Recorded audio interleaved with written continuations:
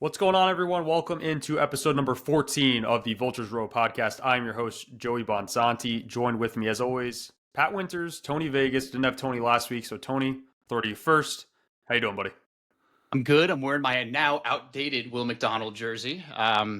Even when the player turns out to be like a decent player and it's not a bust, they still manage to get you somehow. I'm done buying current jerseys.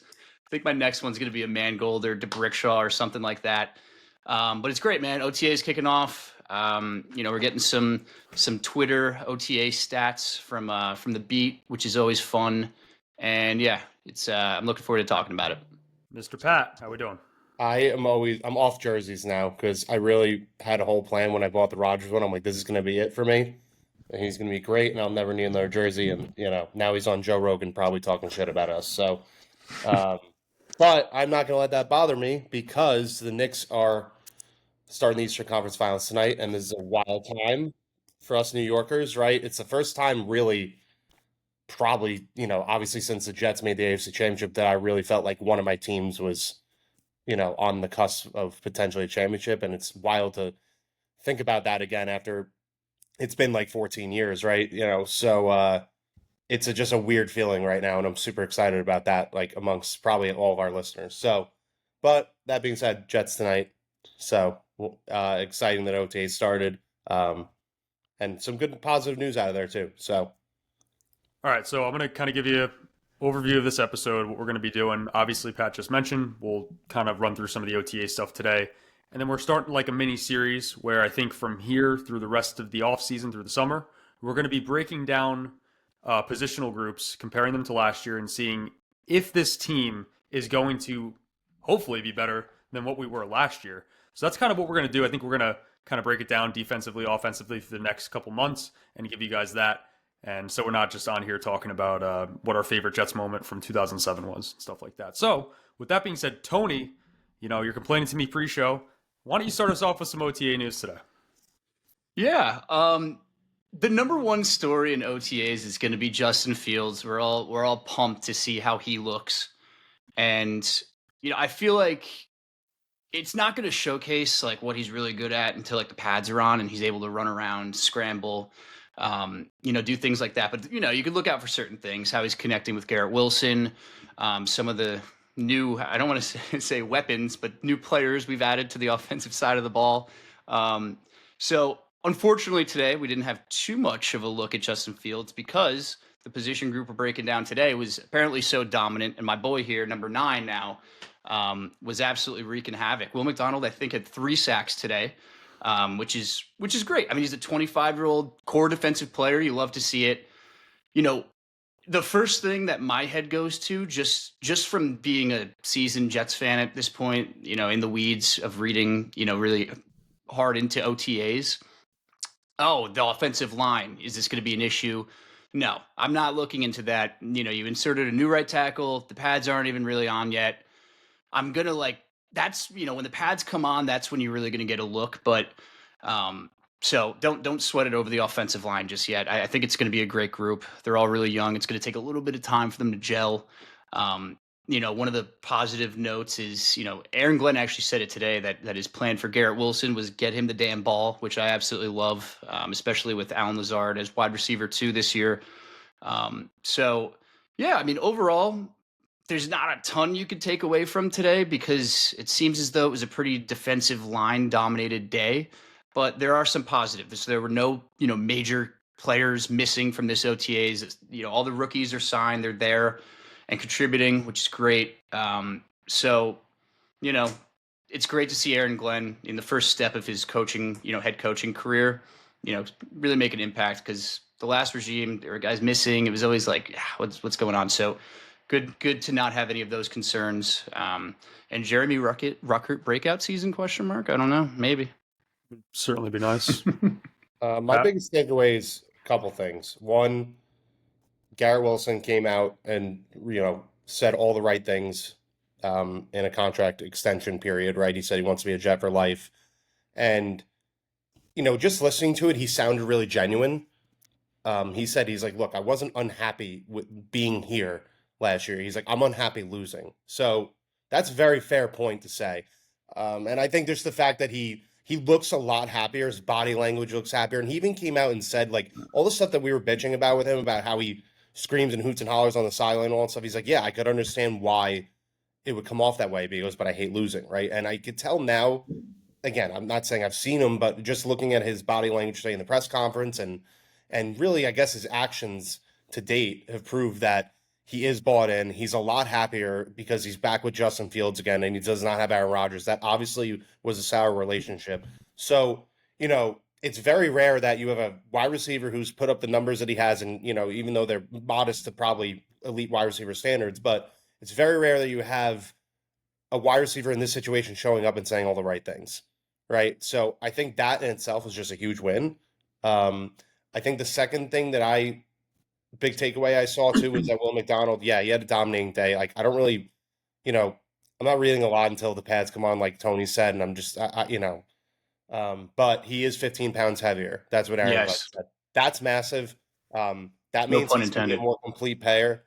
Yeah, no pun intended. He's going to be a more complete player this year, and obviously we're going to get into the D-line today, but he is such a critical piece to that. And now that he added that weight to where he could just be on the field more, where they're desperately going to need him to be that every down lineman this year, that's massive. Those are probably my two biggest takeaways. I think it's great that 100% attendance. Quinnen came out and said that, his tweet about Aaron Rodgers and the rebuild was dumb, right? So that's good. Players are buying into Aaron Glenn, 100% attendance. It's a really good start to the program. Everybody's bought in. And, for our two players that really do deserve extensions already, not having them and being here and not bitching and moaning. And, that really tells me that Aaron Glenn has set the tone completely for this team. And it's his team. And I think that's really, it goes back to the fact of that's why we didn't want Aaron Rodgers here. Because if Aaron Rodgers was back, I don't think he would have been able to grab the team and change his culture like he already is. Yeah. So all in all, like, you could just tell from afar and from the quietness of the offseason, from the players and just how everybody's speaking and how everybody's acting, that he's not fucking around. And that's what this team sorely needed. So, I'm not really into the stats and the X's and all that stuff for OTAs right now. It's really nothing. Like, it's really more just kind of what players are saying, how they're doing. And I think Aaron Glenn also said too, like, look, like, nobody's gonna win. Nobody's gonna make the team in underwear, but like the mental reps is where you win right now, and that's a really good point. Yeah. So all in all, like, I'm just really happy with the vibe of the team at the moment. Before you go, Joey, there's one quote. If you were going to say this, that's my bad. But Pat already took the one that I told him, and I told him pre-show, so he knew what he was doing. So he said that Justin Fields doesn't operate like a celebrity quarterback. That was my other one. I'm sorry, I had to do it. I tweeted this out today. I mean, Aaron Glenn isn't going to go out on like full attack of Aaron Rodgers, but that was his little, punch back for what he did on the Pat McAfee show. And you want to know what, man? I love that. That was a subtle, it's kind of classy. Like, you're not coming at the guy, but you're also like, listen, we didn't have room here for a guy that wanted to be a celebrity. And the guy we brought in has a completely different mindset. He's here to prove something instead of, make headlines for doing drugs on retreats. So I loved that.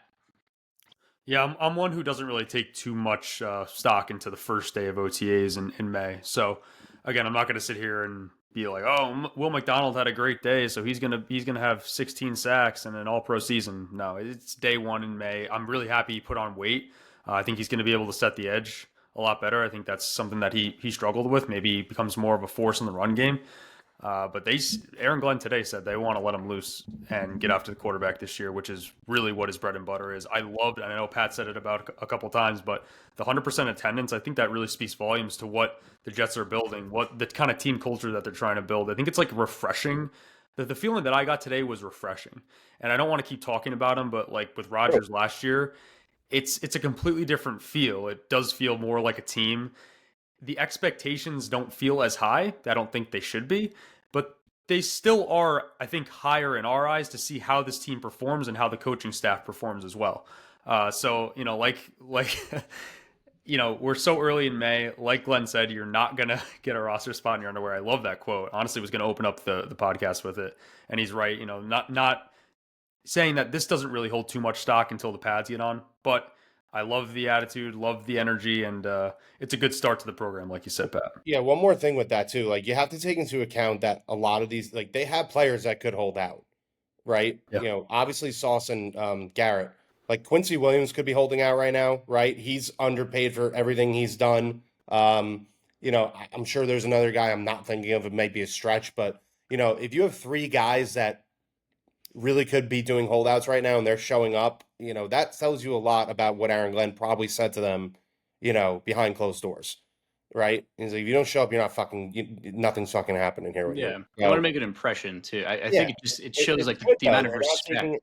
and they're not taking. There's no entitlement, and that's super important because I think as we're gonna get into this docuseries, like we're really trying to figure out. Like, I think the big question for the Jets in general is like, are they a better team than last year? And it's a really hard question to answer because on paper, like they may not be, but through coaching and team chemistry, they might be. And it's really hard to break down because we ultimately won't know until the product is on the field.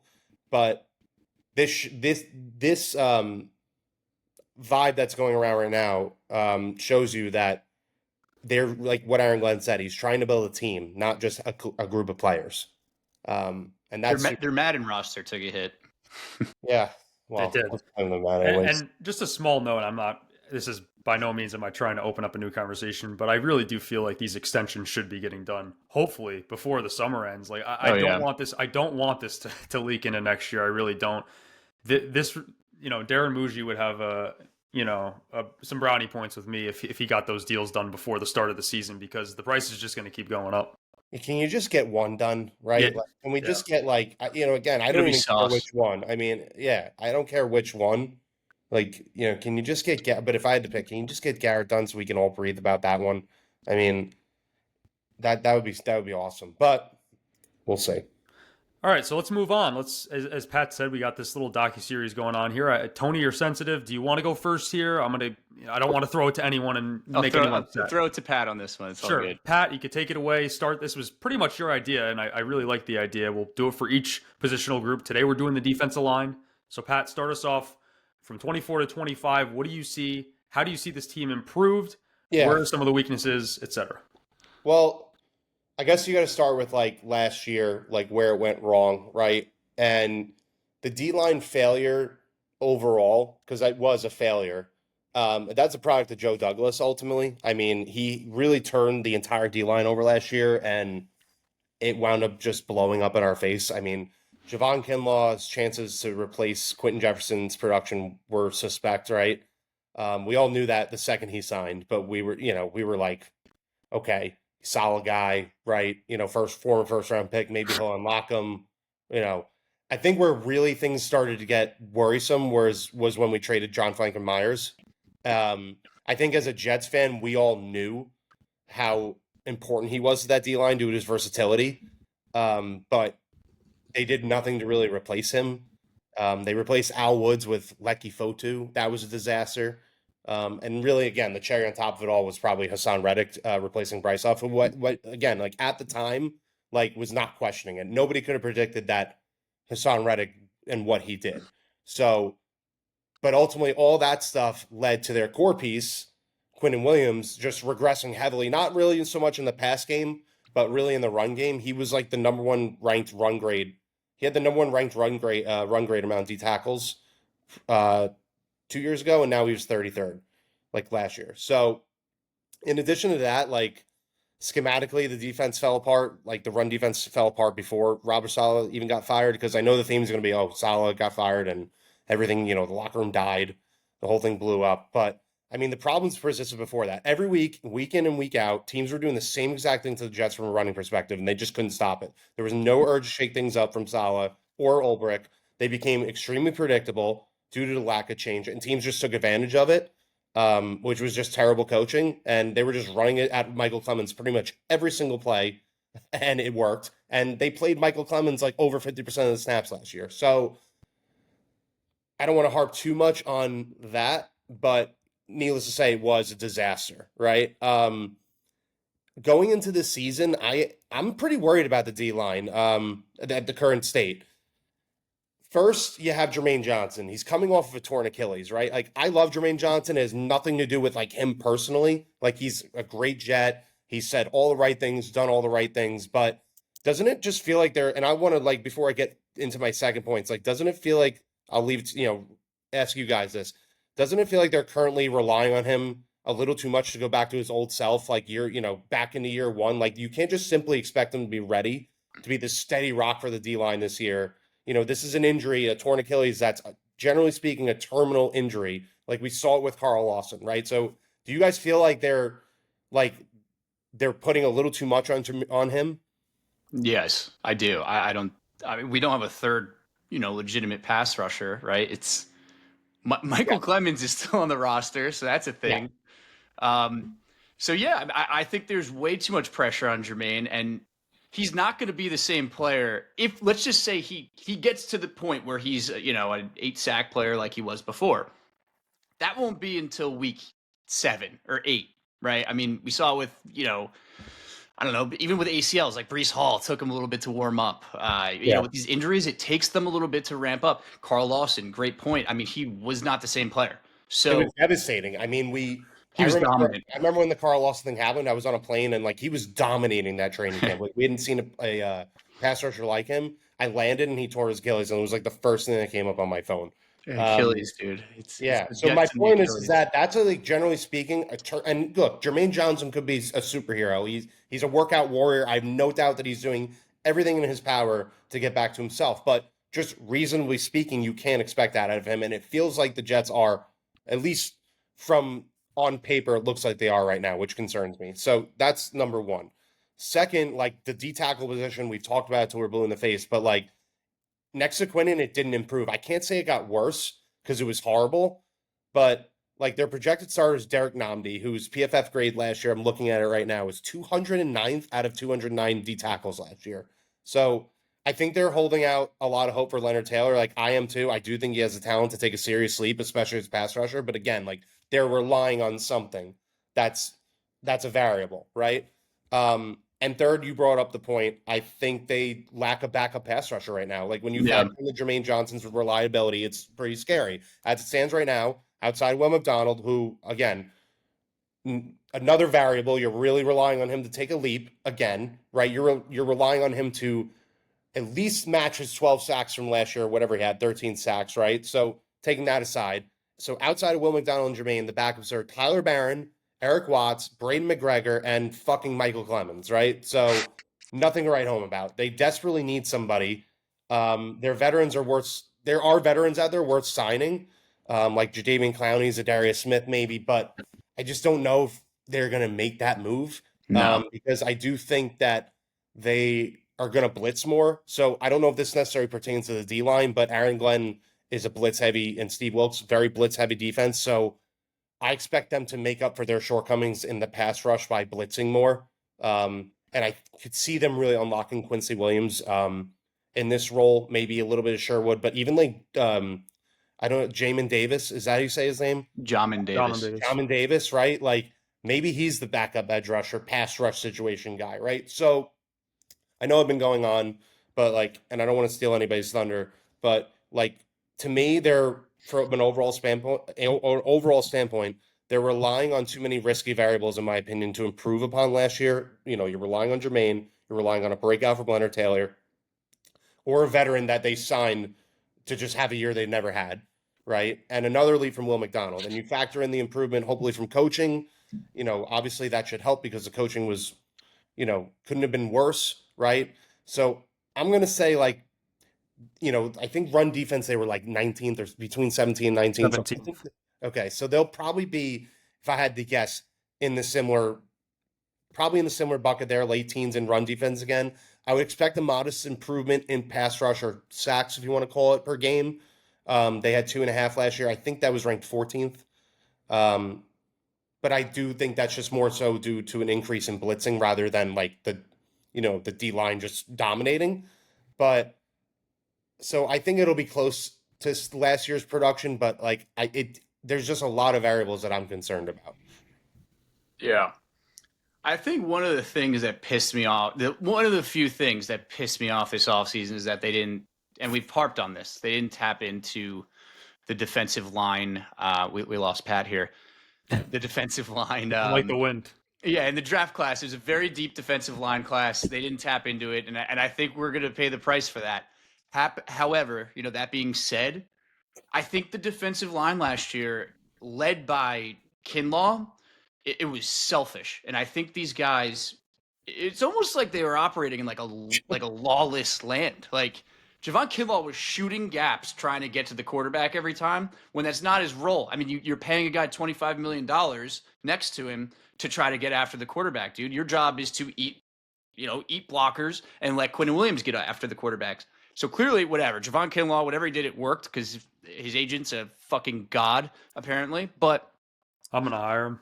he is that is addition by subtraction right there. And I think Leonard Taylor in that role is going to be a solid improvement. I mean, the guy was supposed to be like a second-round pick before his mediocre senior season at Miami. I think he was a slam dunk undrafted free agent signing. And I actually – maybe. Yeah, it could have been late for whatever.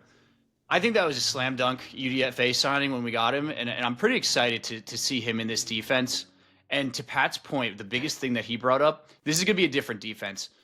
Robert Saleh, the way he kind of constructed it is you needed 50 pass rushers, and they were going to sub out every other play. They were like, none of your star players were going to get a bunch of snaps because he wanted to keep everybody fresh. And, to an extent that works, but we saw we didn't have the personnel to do it last year because you're subbing out guys like McDonald for friggin' Michael Clemens. The offense sees that, and they instantly run the ball at him. So I'd like to see Quinnen Williams on the field more and, let him be the dominant force on the defensive line. I get it. There's not a lot around him, but, I know, John, Jermaine's coming back. We're not too sure what to expect, but I mean, dude, the corpse of Jermaine Johnson is going to be better than Hassan Reddick, who Joe Douglas traded a third-round pick to himself for, by the way, now that he's with the Eagles front office. So that was a master play by Joe Douglas there. Again, on that note of like selfish players, Hassan Reddick, selfish player. I think the vibe of the entire room was off, and I think you have a room with Will McDonald, who you think is going to be hopefully like I don't know, it's on my screen. That's a thumbs up thing. I'm giving a thumbs up. Will McDonald, who I think is going to be a borderline Pro Bowl pass rusher. I think that's fair, man. I mean, he had 11, 12 sacks last year, and I think a lot of them were legitimate, man. He had like a lot of pressures that could have been sacks. Like I bought his jersey. Like I'm fully bought into Will McDonald. You're going to have Jermaine Johnson, let him warm up a little bit. Do you have a third pass rusher? No, but I don't think that we're going to see as much backups on the field on the defensive line as we did with the previous regime, just because it's a different, defensive style. Like they want to play a different way, and they're going to blitz more. They have the linebackers to do so in Quincy and, Jamie and Sherwood to a lesser extent, but that's going to play a big factor. So it comes back to coaching. I think they're going to get the most out of this defensive line. I mean, Aaron Glenn's defense in Detroit was destroyed with injuries, and what, man, they put up a fight every game. So as long as this group doesn't get absolutely destroyed like the Lions with injuries, which I'm really hoping they don't, I want nothing more than Jermaine Johnson to come out and have a 10-sack year and for us to extend him, because I think he's an awesome human being and a great leader for this team. And he's working his ass off. If there's anybody that's going to come back from injury like that, I truly do believe it's going to be him. So I think the difference in coaching and kind of play style is going to play a little bit more into this. That being said, the defensive tackle rotation is really weak. I mean, like you said, Derek Nottie, that is not like a starting defensive tackle. I think Leonard Taylor is going to be the starting defensive tackle next to Quinnen. But in run situations, you don't have that like big body Al Woods type guy to clog the run. So I think pass rushing, they're going to be fine. I think you're going to see Quinnen have a little bit of a bounce back. He's going to hopefully get back into that like 9 to 12 sack range. Will McDonald's going to have another 10-sack year. Leonard Taylor might take a step up, get six something along those lines sacks. I think you're going to get production in the pass rush. I can't help but be scared about the run. I mean, And then you have small linebackers behind him. And Quincy's not a big guy, and Jamien Sherwood's a former safety. So it's going to be interesting to see. I mean, you got to think teams are going to come in and try to run it down our throat. And it's a little disappointing because I thought they were going to prioritize trenches in this year. They did with the offensive line in round 1, but you didn't see, that big hog molly that I wanted to see on the defensive line. And I think there were a lot of them in this draft. So that's one of the things I was disappointed in. Overall, is it going to be worse or better? I don't think it could get much worse, to be honest. I mean, teams were running down our friggin' throat every game. So if you can improve a little bit with this group, and then hopefully add like a legitimate player next to Quinnen Williams next year, and continue to build the defensive line. Rome wasn't built in one day, so I'm not freaking out about it with this regime. I would just like to see a slight improvement, and I think it might be a little bit better just with the scheme difference. That's what I would say on this group. The 2024 Jets, and you guys both make a ton of great points there. The 24 Jets really seem like an outlier to me in terms of the talent that was on the roster and the product that we got on the field, right? And Pat, I'm not going to say this over and over again, but you were right. There's so many. I'm sorry, Tony said this. The selfishness of the players, like that is a huge point. Rodgers, you go down the line. Devontae, Reddick, Kinlaw. Hassan Reddick was the name that I couldn't think of. Yeah, but like you think of all those guys, and it's just that's not a good group. This new regime is bringing in this team mentality, but now I kind of want to go back and look at some stats because I think that the jump from the year 2023 to the year 2024 is important. So like in 2023, the Jets defensive DVOA was 3rd. In 2024, it was 20th. The Jets sacks in 2023, they ranked 12th.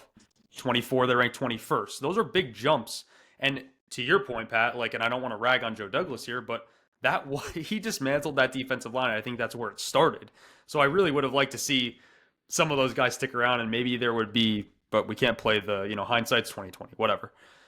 When I look at the room, and you guys mentioned this too about kind of some of the rotational guys, the Kinlaws, the Solomon Thomases of the world, we're replacing them with kind of more mid players as well, like the Brian Cowarts, the Noddies, the Jay Tufilis. These guys are just 300-pounders that are gonna hopefully, you rotate them in and they're gonna stop the run. But like to your point, Tony, there's no Al Woods, there's no like Quentin Jefferson to plug the hole there.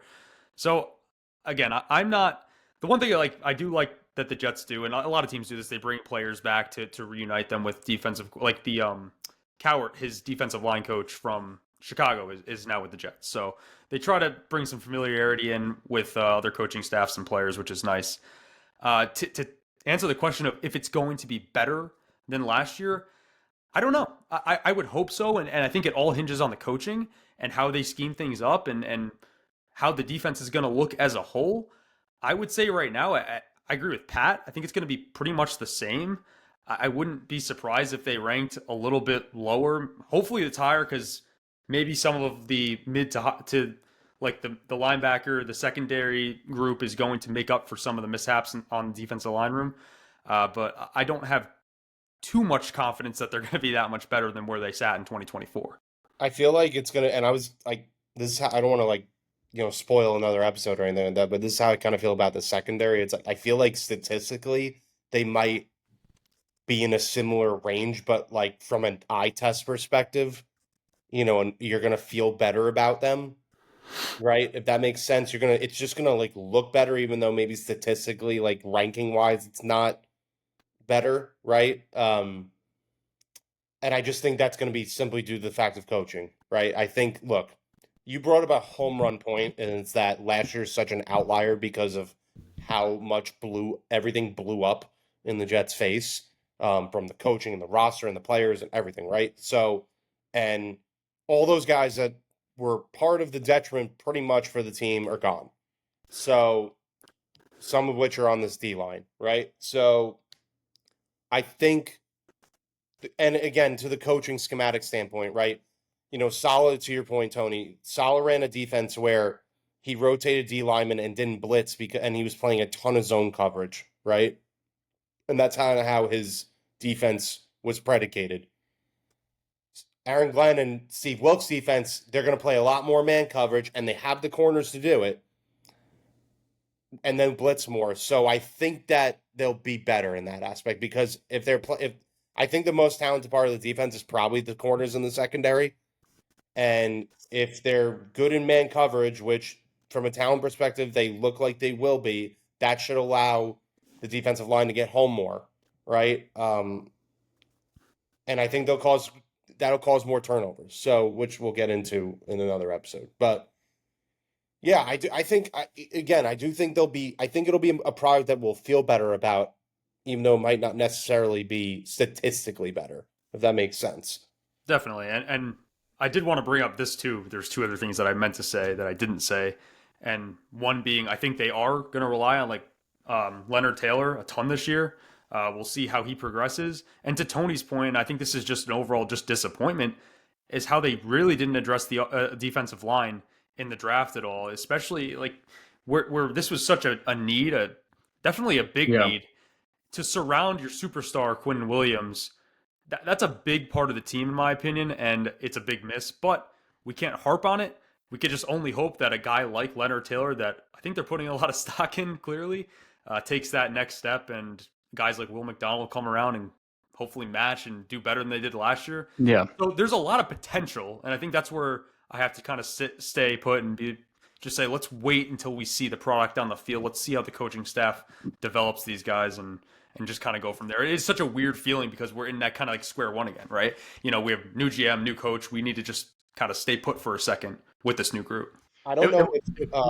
What pisses me off is that like this whole episode, we're talking about the defensive line, and we haven't mentioned like Tyler Barron once. Like I just feel like there were guys there that you could have taken that like would have helped with the run defense. You know, I just Tyler Barron. Yeah, I mean, did you? I didn't hear I just said what a lackluster backup he is. Barron, yeah. I mean, I hate Tyler. He can't be worse than Michael Clemens, though. He just can't be. Fair enough. I mean, there's no way you could be worse than Michael Clemens. So I guess it's an improvement in that aspect. And I also think, again, I'm just going off the cuff. This is a guess. I don't know if it's a fact or anything like that. But like, if I were a guessing man, I would think that second D tackle position is going to be like first and second down is going to be rotated with the guys they signed, like the free agents, like Namdi and Coward and the other guy, right? And they're just going to put fresh run-stopping bodies in there and pray that that works. And then pass rushing situations, it's going to be Leonard Taylor, hoping that he can become a full-time second D lineman. I mean, if they didn't draft anybody and they signed these three veterans, like observation deduction tells you that they have to believe in Leonard Taylor. Like they have to. So yeah, no doubt. I guess that's their plan. And, you know, again, we're going to have a lot more to criticize or praise next year, but we just don't know until we see what Aaron Glenn's defense ultimately does with this, you know, with this product. So, and I think I should preface, I guess, this whole series by saying it is May. There are a bunch of changes that could be made. There are cuts that to be had. There's other players to pick up. So I think for the whole series, yes, it's early, but also know that the line that we listed, you know, who knows what happens over the next few months, right? And we don't really know, and we don't know what the secondary, don't know linebackers, we don't know anything. So there could be guys who maybe do say, I want a new contract. I'm not talking about on the Jets, and maybe they decide to hold out, and maybe there's trades and all this other stuff. So it is May 21st today. So that's just another thing to keep in mind. I think this is the group. I really think this is the group. And you know what? It's putting. I think it's going to be like a wait and see type thing with like Eric Watts, Conor McGregor. What's his first name? McGregor. Eric McGregor. I think it's going to be like a wait and see type thing with those guys. Dude, there were like three. There were three of them, right? It was Watts, McGregor, whatever. They were like Braden McGregor. My bad. Braden McGregor. Two the highest paid UDFAs last year. I think like we might see more of them than we'd like, but at the same time, if it gets Michael Clemens the fuck off the field, I'd rather see Eric Watts than Michael Clemens. Just saying. I think if they're going to make any moves, they're going to make one move on either wide receiver or D line. Like, I don't think they're going to do both. No doubt.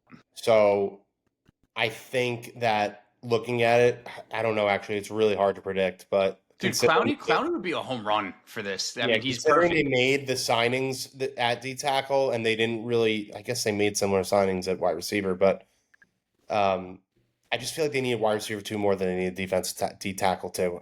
For our well-being, probably. I could take teams Yeah. running the ball down our throat if Alan Lazard isn't our wide receiver too, to be honest. But it's a different discussion. Different discussion, yep. So So before we hop here, you weren't on the prediction episode last week, Tony. So in like a 30 second little synopsis here, kind of give us your prediction on the 2025 New I'm York gonna read Jets. you the teams, and you just give us your win-loss. Yeah, let's do it. All right, hold on. Yeah, We're gonna be this is we're gonna be 14-3.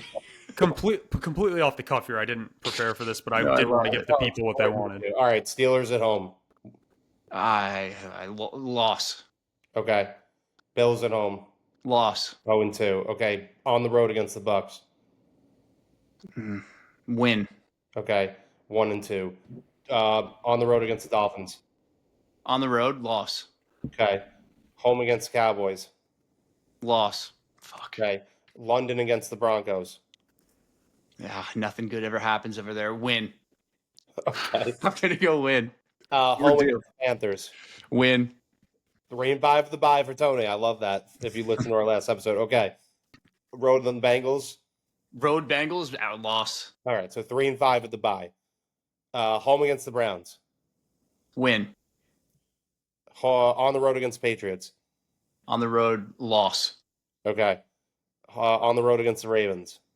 Loss. Okay. Home against the Falcons. Win. That's a tough one. Home against the Dolphins. Win. On the road against the Jaguars. Fuck. You know it's a loss, dude. no, Come dude. on. We always beat them. Win. We're going to win there. Okay. On the road against the Saints. Loss. No, they don't have a loss. Loss. If I gave us the Falcons. Okay. Home against the Patriots. Win. And on the road against the Bills. Loss. So you have them at 8-9. I think that's fine with me. I wasn't keeping track. So Joey had him at 6-11. I had him at 7-10. You had him at 8-9. Okay, I'll take being the optimistic one here, I guess. We had a little bit of everything from each bucket there. I had it kind of optimistic. I had them 7-8 going into the Patriot game and breaking our hearts. Okay, yeah, that completely adds up. But I just think it's gonna be like a weird 7 to 8 win team. Which, Fun. again, I think that anywhere in the 6 to 9 range of wins, I'd be freaking so happy with what I So- just said. By the way, I'd be like, all right, get Yeah. this team a fucking quarterback if they need one. I'm still waiting. Maybe the same old Jets, the losing the games that you should win and win the games that you lose. Like, hopefully, maybe we could see some sort of turn of the tides with that at some point in our lives. It just doesn't. It seems like whoever the hell's the coach, it doesn't even matter. But yeah, The new Jets. thank you, Tony, for giving us that. I know the people wanted it, so make sure to go follow us over on Twitter at NYJ_Vultures Row, Patreon, YouTube, TikTok, everything. We're on it. Any final words, boys, before we Go Knicks. Bing Go bong. Knicks. That's Bing it. bong. Knicks Knicks in 5. Knicks in 5. That's the only thing. 5. We'll see. We'll leave it on that. As always, go Jets. See you guys.